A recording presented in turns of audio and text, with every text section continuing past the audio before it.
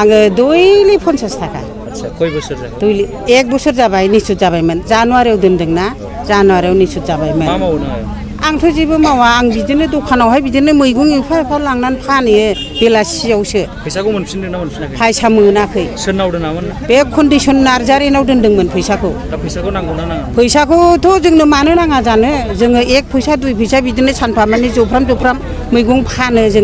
जोंहा फिसौ दं मा दं फिसौफोरनि थाखाय बियो लायनाय समावबा खांनाय समावबा गोदै होननानै बियो फैसाखौ खाङैबाय दैलि फैसा खाङैबाथाय आदै मादै दागि नैबेबादि होननानै फैसाखौ दैलि खाङैदों बियो बिनिफ्राय खांनानै दा जोंथ' बे फैसा दोनहरनायफ्रा सोरबाबा गरिब दं सोरबाबा धनि दं खिन्थु बांसिनानो गरिब मानसि जोंनि बर'फोरखौथ' मिथिखायोना सोरबाबा हौवाफ्रा बन फाननानै जायो सोरबाबा हिनजावफ्रा बिदिनो सोरनावबा साहा दखानाव कापफोर सुयो बा मैगंफोर फानलु फानला नाथुर गुरनानै फानो नैबेफोरजों गरसे गरनै जमायनानै बेबादिनो नों लोगो हमदोंना हमाखै निसुत जानायनि उनाव बियो जोंनाव थांखायाखै जोंनि लाइनजोंनो जोंनि लाइनजों कन्डिसना थांखायाखै दा निसुत जानायनि उनावहाय खिन्थु दस्रा गामिजों खांदोंनो जोङो निसुत जानायखौ डिसेम्बर 6 थारिखआव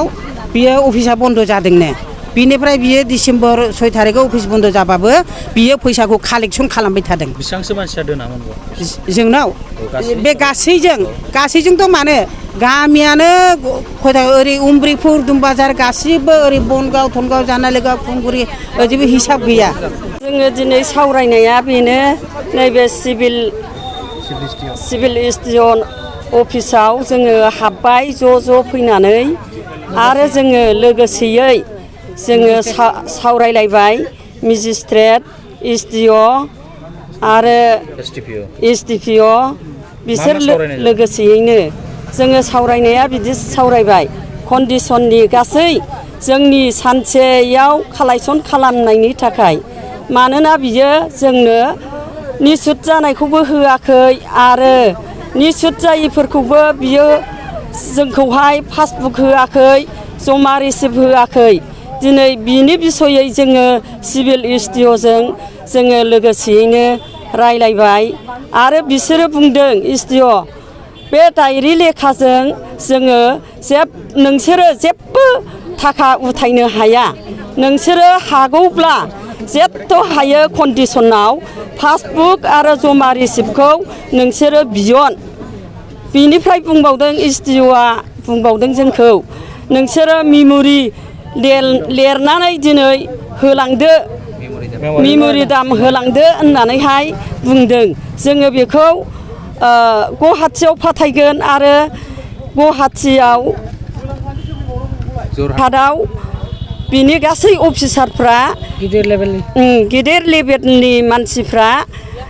बेखौ हमगोन होननानै दिनै एसडिअ गासै बिसोरो बुंजोब्बाय जोंनि गामिनि कन्डिसन नार्जारिया बिथाङा बियो मोनसे बहुमुखि आसनिनिफ्राय प्रत्येक बेक्तिनिफ्राय जे थाखाखौ उठायदों बे थाखाखौ 1 गुनाव 2 गुन जागोन होननानै लोगोसे जेब्ला थाखाखौ उठायो होनब्ला बिथाङा सोरनोबा रिसिप्ट होदों सोरनोबा ओरै नटबुकल' होदों दा बिनि पारपासै जे थांनाया मिसुदा बे डिसेम्बर मासाव थांदों किन्तु होमब्लाबो बिथाङा थाखाखौहाय उथायबावदों दा बिनि पारपासै जाय थुक मोननांगौ दं बेखौहाय सिगाङाव सराबिल थानायाव एसे रायलायनाय जादों ओमफ्राय डिटिअआवबो जेबो जायैखाय गसाइगाव थानायाव फैदों बेवहाय जाबाय थानानि असिया जे सिभिल गसाइगाव सिभिलाव जोङो सिभिलजों मेजिस्ट्रेटजों जोङो आल'सना खालामगोन ओमफ्राय जोङो बयखौबो जायफ्रा बेक्तिफ्रा सममाय बहुमुखिनि बेक्तिफोर बिथांमोनखौ जों लेंहरगोन होननायलाय दिनैहाय 1 तारिख 6 मास बिस्तिबार दिनखालि दा बिथांमोना आल'सना खालामगोन होननानै लिंहरनायखाय गासिबो जायफ्रा बेनिफिसारि बिथांमोना फैदों